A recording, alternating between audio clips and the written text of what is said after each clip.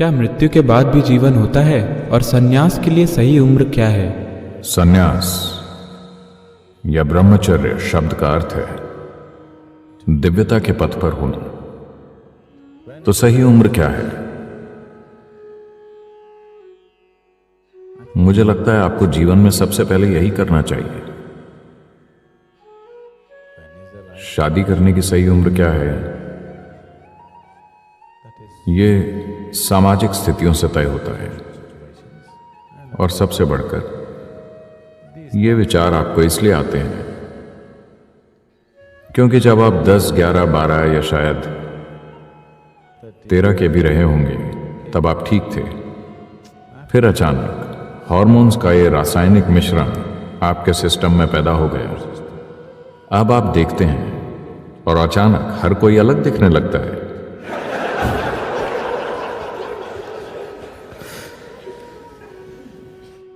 एक बार ऐसा हुआ, शंकरन पिल्लई एक पार्टी में गए और वहां से आकर उन्होंने अपनी पत्नी से कहा, तुम्हें पता है शराब तुम्हें बहुत सुंदर बना देती है। पत्नी ने कहा, पर मैंने तो एक बूंद भी नहीं पी।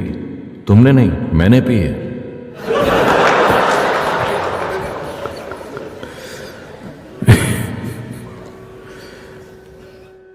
तो कुछ हार्मोन आपके सिस्टम में घुस गए और अचानक सब कुछ अलग दिखने लगा।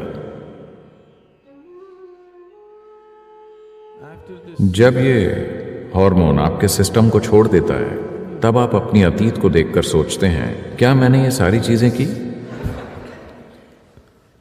उनके आने से पहले भी ये इसी तरह दिखता था, उनके जाने के बाद भी सब इसी तरह दिखता है। उस बीच के अंतराल में जब आपके भीतर चोट होती है तो अचानक सब कुछ अलग दिखने लगता है। बहुत कम मनुष्य इस चुभन को दरकिनार कर पाते हैं और जीवन को वैसा ही देखते हैं जैसा वो है, और तब वो इस चुभन का उसी हद तक भोग करते हैं जहां तक जरूरी है। बाकी सबको यही चलाती है, वो अपने जीवन को इसी के इर्द गिर्द आकार देते हैं। तो संन्यास का अर्थ बस यही है कि आप अपने जीवन को आपके सिस्टम पर होने वाले रसायनों के अस्थायी प्रभाव के आसपास नहीं कर रहे। ये थोड़ा सा नशा है, अचानक सब कुछ अलग दिखने लगता है। तो मुझे इन चीजों से परे कब जाना चाहिए? Sannyas is not a process of suppression or denial. संन्यास दमन या नकारने की प्रक्रिया नहीं है, ये पार जाने की प्रक्रिया है। तो आपको पार कब जाना चाहिए? जितना जल्दी हो सके। हाँ, आपको दमन कब करना चाहिए? कभी नहीं, क्योंकि दमन कोई समाधान नहीं है। परे जाना समाधान है। परे जाना सिर्फ समाधान नहीं है, ये उससे कहीं परे है, ये समस्या से भी परे है। तो जब भी हम अपनी सीमाओं में फंस जाते हैं हम ये सोचने लगते हैं कि ये सीमा ही इकलौती सच्चाई है। ये सीमा इकलौती सच्चाई नहीं है। आपको याद ही है कि जब आप बच्चे थे तब कामुकता नहीं थी और इससे परे जाने की कोई बात नहीं होती थी, है कि नहीं? हाँ, तो ये एक बीच का दौर है।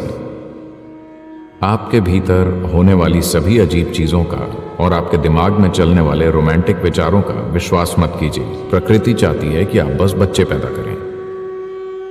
अगर यह आपको प्रेरित न करे तो आप ऐसा नहीं करेंगे। बच्चे के जन्म के दौरान दर्द होता है, पर फिर भी हमारी आबादी बहुत ज्यादा है।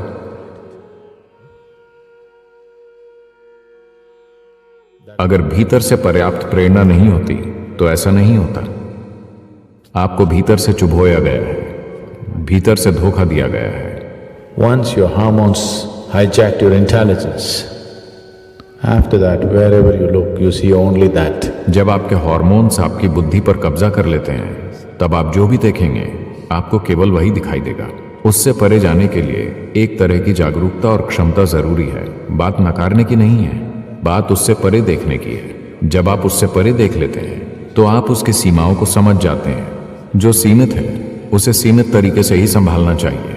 आपको उसके लिए अपना पूरा जीवन लगाने की जरूरत नहीं है ना? आपके जीवन के एक छोटे से पहलू पर सिर्फ उतना ही ध्यान दिया जाना चाहिए।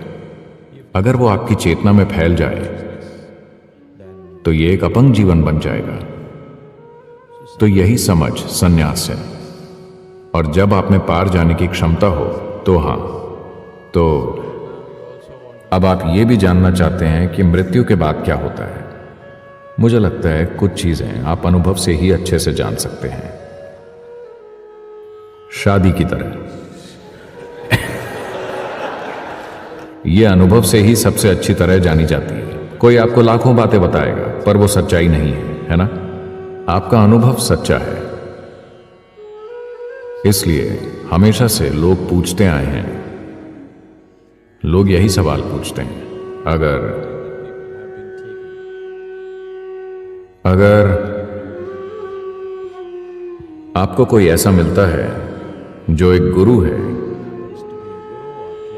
या ये उसका दावा है, तो तुरंत सबसे पहली चीज जो आप पूछते हैं, जीवन क्या है, मृत्यु क्या है? मैं चाहता हूं कि आप अपने सवाल को थोड़ी गहराई से समझें और देखें कि आप क्या पूछ रहे हैं। आप पूछ रहे हैं मेरे जीवन की प्रकृति क्या है कि नहीं? जब आप पूछते हैं मृत्यु क्या है, मैं कहां जाऊंगा, तो आपका प्रश्न है कि इसकी प्रकृति क्या है, इस शरीर के बाद क्या होगा। तो आप पूछ रहे हैं मैं कौन हूं? मैं पूछता हूं आप मुझसे क्यों पूछ रहे हैं?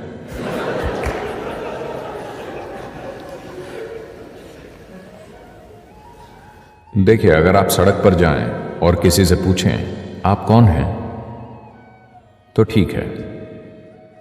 अगर आप सड़क पर जाकर किसी से पूछते हैं मैं कौन हूं, तो आप तुरंत गिरफ्तार हो जाएंगे।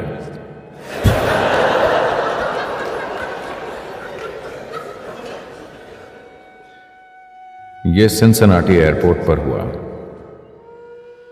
लोग चेक इन काउंटर पर चेक इन करने के लिए कतार में खड़े थे। एक आदमी आया और पूरी लाइन पार करते हुए सीधा काउंटर के पीछे खड़ी महिला के पास जा पहुंचा और उसने कहा, सर कृपया जाकर लाइन में खड़े हो जाइए, सभी लाइन में हैं। उसने कहा, नहीं नहीं, मैं जल्दी में हूं, कृपया मुझे चेक इन कर लीजिए। महिला बोली, सभी जल्दी में, कृपया लाइन में खड़े हो जाइए। फिर उसने अपनी आवाज ऊंची की और कहा, क्या आप जानती हैं मैं कौन हूं? महिला ने तुरंत माइक्रोफोन उठाया और कहा, यहां एक आदमी है जो नहीं जानता कि वो कौन है, क्या कोई इनकी मदद कर सकता है? क्या कोई इनकी मदद कर सकता है?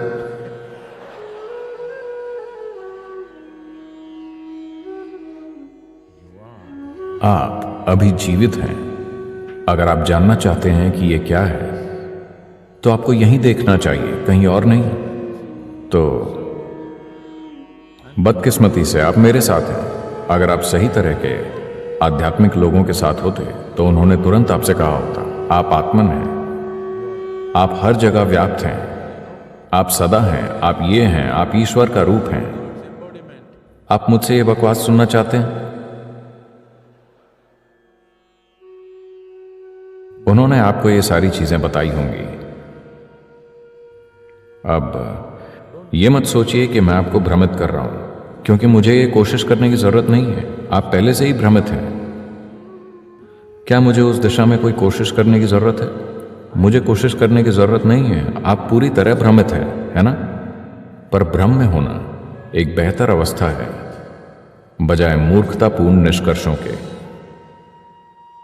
हाँ, बेवकूफी भरे निष्कर्ष निकालने की बजाय भ्रमित होना एक बेहतर अवस्था है। निष्कर्ष मतलब मृत्यु, भ्रम मतलब अभी एक संभावना है। हाँ या ना? भ्रम का अर्थ है अब भी संभावना है, आप अब भी खोज रहे हैं। निष्कर्ष मृत्यु है, आप खत्म हो गए, आपका मामला खत्म, मैं आत्मन हूं, आपकी कहानी खत्म। तो मृत्यु में क्या होता है हमें कुछ समय में पता चल जाएगा। इस समय अभी क्या हो रहा है? अगर आप एक केला खाते हैं तो केला इंसान बन जाता है। अभी कुछ असाधारण हो रहा है ना? चलिए पता लगाते हैं अभी क्या हो रहा है। यहां अंदर कुछ है जो ब्रेड के एक टुकड़े को इंसान बना सकता है। हमें जरूर पता लगाना चाहिए कि अभी क्या हो रहा है।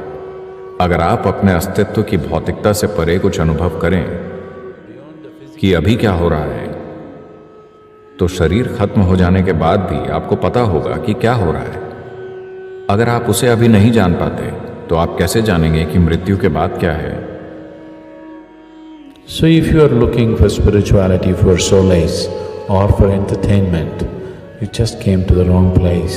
तो अगर आप तसल्ली या मन बहलाने के लिए आध्यात्मिकता की खोज कर रहे हैं तो आप गलत जगह आ गए हैं। मैं कोई मनोरंजन करने वाला नहीं हूँ, ना ही मैं कोई तसल्ली बेचने वाला हूँ। अगर आप समाधान खोज रहे हैं तो हम आपके चलने के लिए एक मार्ग बना सकते हैं। कोई जवाब नहीं, आप समझे? आपके किसी भी सवाल के लिए मेरे पास कोई जवाब नहीं है। अगर सवाल सच्चा है, अगर सवाल खरा है, अगर अज्ञान की पीड़ा आपको बेचैन कर रही है, अगर नहीं जानने की पीड़ा सच में आपको परेशान कर रही है, तो मैं आपको एक तरीका दे सकता हूँ। मैं आपको समाधान खोजने का तरीका बता सकता हूँ, पर मेरे पास कोई जवाब नहीं है, क्योंकि सारे जवाब बस कहानियां हैं जो या तो आपको तसल्ली देंगी या आपका मन बहलाएंगी।